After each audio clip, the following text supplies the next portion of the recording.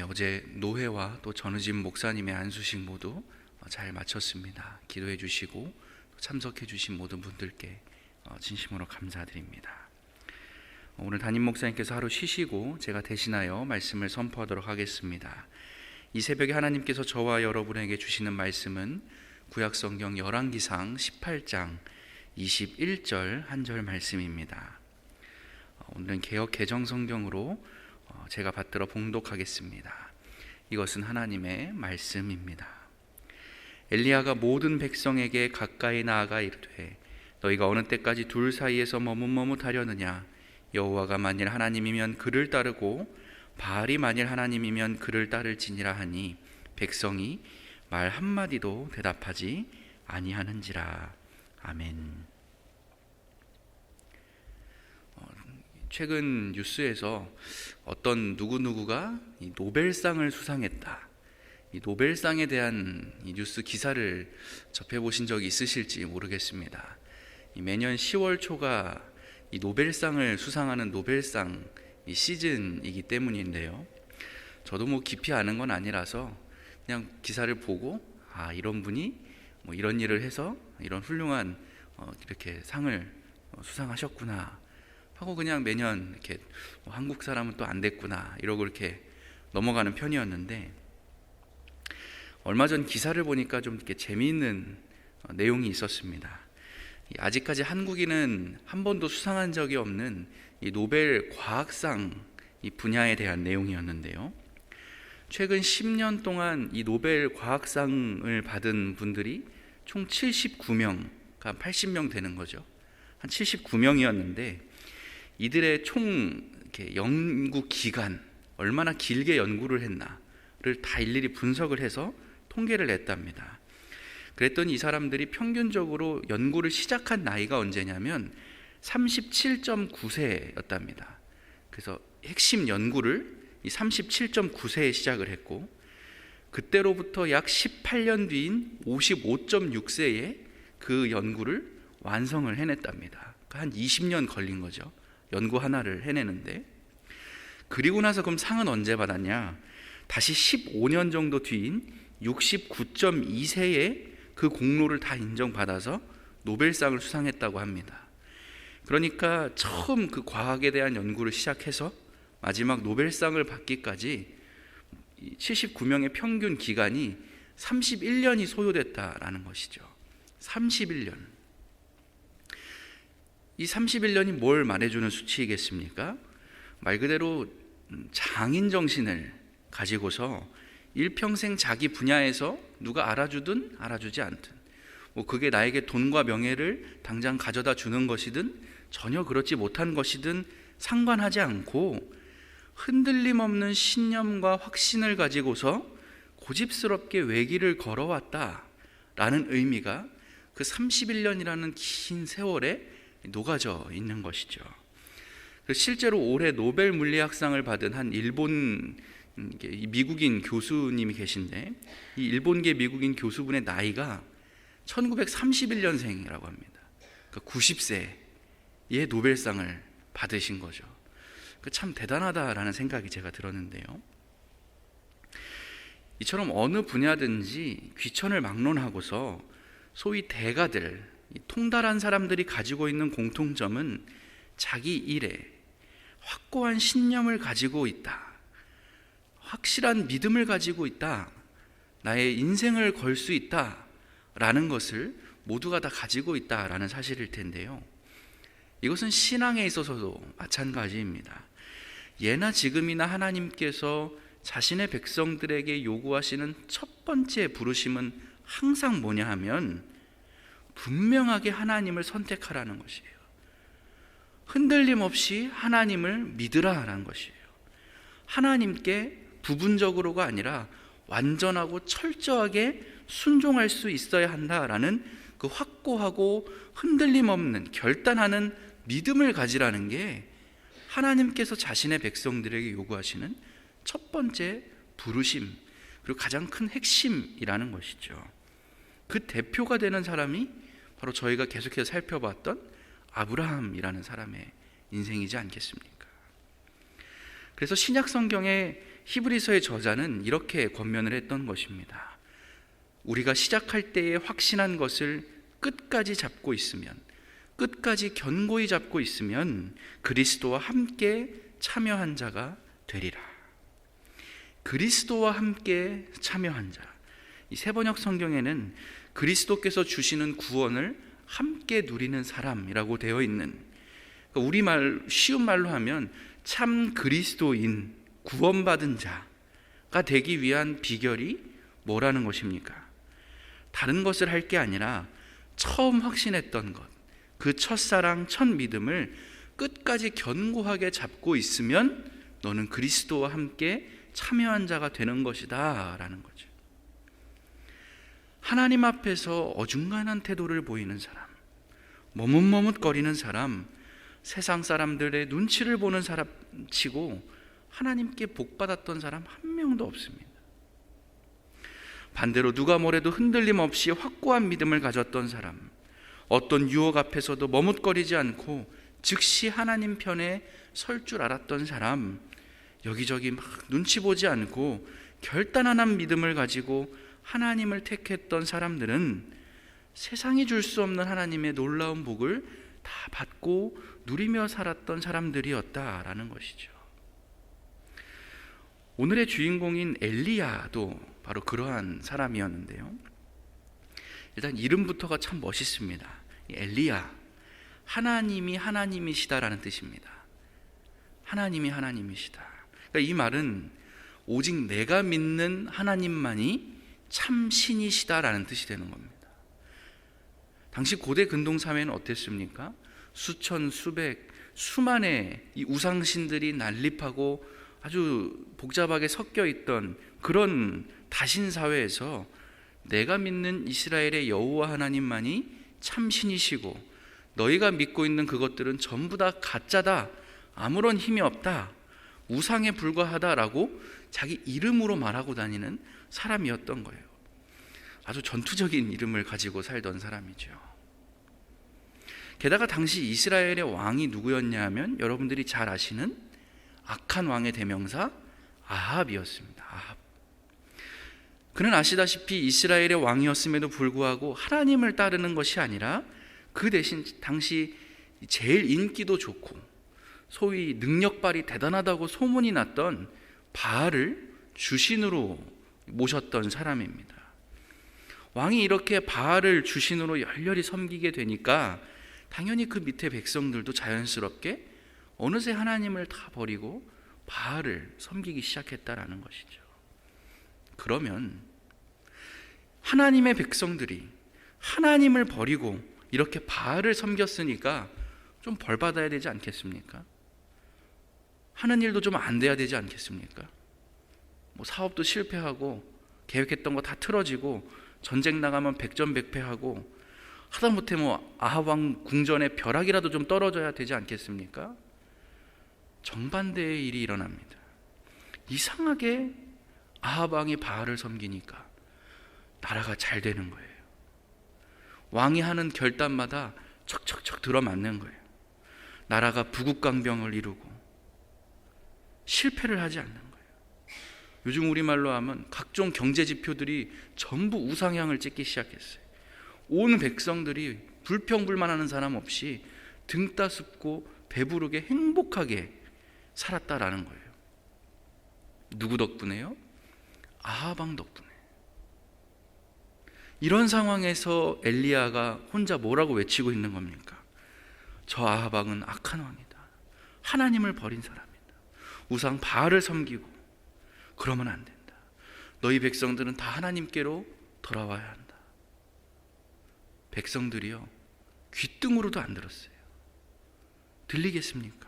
아니, 우리가 지금 바알 믿은 덕분에 이렇게 잘 먹고 잘 사는데, 내 삶이 이렇게 행복하고 만족스러운데 뭐하러 다시 하나님을 택하냐는 거예요. 하나님은 기껏해야 우리가 들은 거는 광야에서 만나 던져주고 메추라기나 던져줄 줄 알았지 언제 우리한테 이렇게 잘 먹고 잘 살게 해준 적이 있냐는 거예요. 처음에는 하나님 안 믿으면 뭐 말 그대로 진짜 벼락 맞고 큰일 날 줄 알았는데 바알 섬겨도 아무 일도 안 일어나는 거예요. 오히려 더 풍요로워지는 거예요. 그런데 바알을 버리라? 하나님을 믿으라? 그랬다가 바알이 노하면 어떻게? 있을 수 없는 일인 거예요. 이것이 당시 이스라엘 백성들의 현 주소였다라는 것입니다. 그런데 여러분, 오늘날도 똑같습니다. 사람들이 부족한 것 없습니다. 하나님 믿지 않아도요, 잘 먹고 다 잘 삽니다. 아니, 오히려 요즘은 교회 다니는 게 더 큰 손해를 보는 것 같습니다. 차라리 하나님 안 믿는 게 그냥 속 편하게 별 걱정 없이 그렇게 사는 것일지도 모르겠습니다. 솔직히 저와 여러분이 열심히 교회를 다닌다고 해서 우리의 삶이 뭐가 더 나아집니까?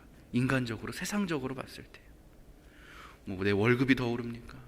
아니면 그토록 바라던 소원들이 다 이루어집니까? 교회 다니면요. 그렇지 않잖아요. 특히 근 2년 동안 이 코로나 시대를 지나면서 보니까 헌금 조금 덜해도, 예배 그냥 눈 딱 감고 빠져도, 기도 많이 안 해도요, 벼락 안 맞더라고요.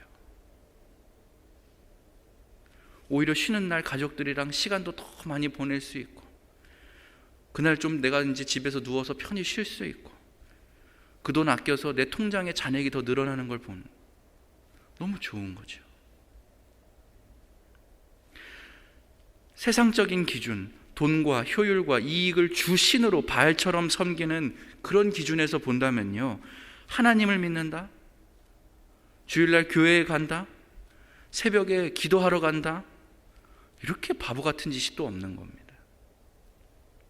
아무리 봐도 하나님 믿을 이유가 찾아지지 않는 것이 아하방 시대나 지금이나 마찬가지라는 것이죠. 그러니 실제로 점점 하나님을 제대로 믿어보려는 사람들이 점점점 더 줄어가고 있는 게 오늘 우리의 모습 아니겠습니까? 그런데 중요한 사실 하나가 있습니다.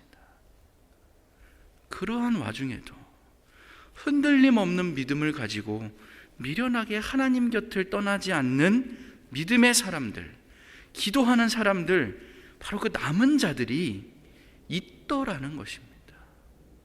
그리고 그들을 하나님께서 주목하신다는 거예요. 3000년 전에는 엘리야가 그랬고요, 2021년에는 바로 오늘 이 자리에 있는 저와 여러분의 삶을 하나님께서 유심히 지켜보고 계신다라는 것이죠.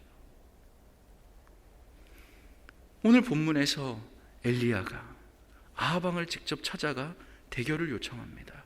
1대 850으로 싸웁시다. 평소 엘리야를 죽일 그것만 찾고 있던 아하방의 입장에서는 당연히 콜하는 거죠. 좋다. 갈멜산 꼭대기에 2개의 제단이 세워집니다. 온 이스라엘 백성들이 세기의 대결을 구경하기 위해 때로 몰려들었습니다. 야, 신들끼리 대결한데 바알이랑 하나님이랑 한판 붙는데, 야, 누가 이길 것 같냐? 가서 구경하자. 이게 지금 똥인지 된장인지도 모르고 그냥 지극히 가벼운 마음으로 무슨 축구 경기 관람하듯이 구경하러 모인 이스라엘 백성들을 향해서 엘리야 선지자가 추상 같은 목소리로 오늘 이렇게 외치는 것입니다.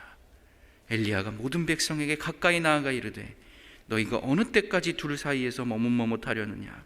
여호와가 만일 하나님이면 그를 따르고 바알이 만일 하나님이면 그를 따를지리냐 하니 백성의 말 한마디도 대답하지 아니하는지라. 아멘. 하나님과 바알 사이에서 머뭇머뭇하지 말고 둘 중 하나만 선택하라는 거예요. 근데 이 말보다 중요한 건 그 다음 백성들의 반응이에요. 백성들이 뭐라고 합니까? 말 한마디도 대답하지 않았습니다.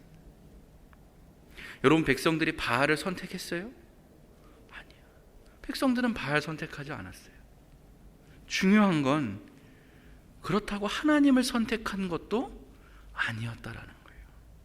다 그 중간에 서서 어중간한 태도와 그런 마음가짐을 가지고 이기는 편 우리 편 그 박쥐 이야기처럼 여기저기 눈치를 보면서 머뭇거리고 있었다라는 것이죠. 여러분, 오늘 우리도 마찬가지입니다. 하나님도 믿고요, 신앙생활도 하고 교회도 잘 다니고 기도도 합니다. 그래서 어디 가면 나 그리스도인입니다, 교회 다니는 사람입니다, 이야기할 수 있습니다. 그런데 그렇게 말하는 그 한 명의 삶을 가만히 들여다보면 어떤 문제가 발견이 됩니까? 하나님만 믿는 것이 아니라 하나님도 믿으며 사는 거예요. 하나님만 의지하는 것이 아니라 하나님도 의지하더라는 거예요. 하나님도 믿지만 내 실력과 능력을 믿는 거예요. 하나님도 믿지만 돈이 돌아가는 그 효과, 힘을 충분히 인정하더라는 거예요. 그 결과 매주 교회는 나올지언정 그 일상의 삶에서 어떤 변화도 일어나지 않는 것이죠. 사업장 입구에 성경 구절 액자는 턱하니 걸려 있지만 그 밑에서 일을 하고 있는 일상 속에서 그의 삶에서 정직함과 성실함, 진실함, 온유함, 이러한 그리스도인의 열매가 전혀 찾아볼 수가 없게 되더라는 것이죠. 매일 혹은 매주 보고 있는 그 하나님의 말씀, 매주 듣는 그 하나님의 말씀이 그의 삶에 어떤 영향력도 발휘하지 못하는 것입니다. 말씀보다는 내 생각, 내 계획, 세상의 상식을 더 우선하며 살아가는 사람이기 때문에 그렇습니다. 변함없는 순종이 아니라 내가 하고 싶을 때만, 내가 급할 때만, 내가 필요할 때만 선택적으로 순종하고 기도하더라는 것이죠. 하나님의 뜻보다는 내 편의가 중심에 놓여져 있는 삶, 그런 신앙생활을 하고 있기 때문입니다. 여러분, 멀리 갈 것도 없이요, 예수님 바로 곁에 그런 사람 한 명 있었잖아요. 가룟 유다라는 사람. 예수님을요 3년이나 따라다녔습니다. 하지만 가룟 유다는 완전히 다른 마음을 품고 있었어요. 언제나 내 뜻과 내 계획이 우선이었고요, 돈과 세상의 권력을 최고로 사모하며 살아왔던 것입니다. 하루아침에 그가 그렇게 된 것이 아니죠. 문제는 그렇게 하면서도 얼마든지 그 12제자의 일원이 되어 예수님 바로 곁에서 3년을 따라다닐 수 있었다라는 거예요. 다른 마음을 품고다.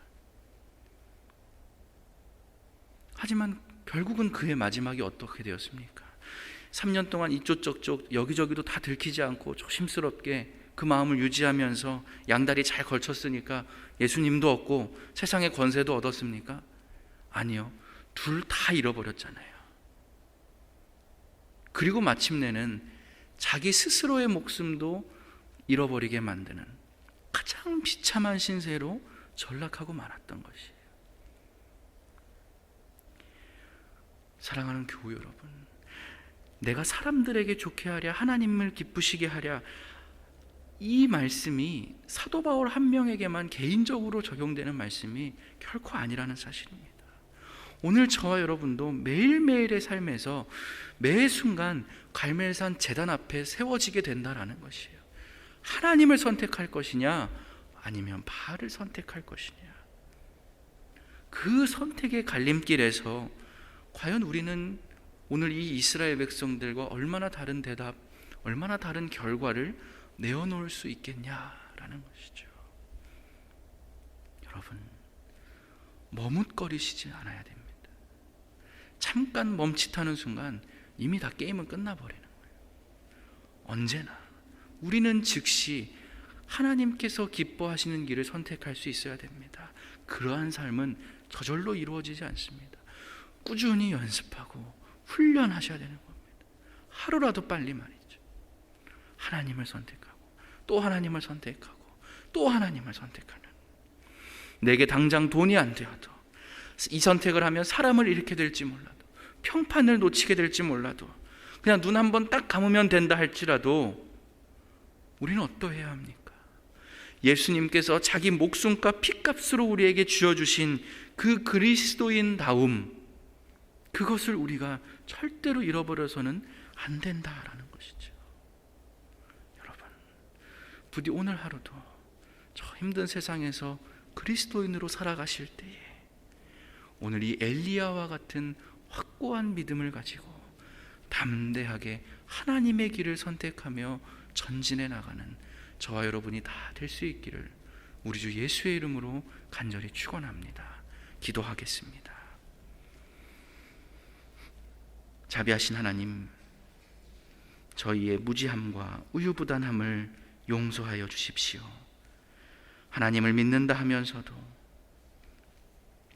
하루에도 수차례씩 하나님 말고 또 다른 대안을 찾고 그것을 의지하려는 저희의 모습임을 하나님 이 시간 고백합니다.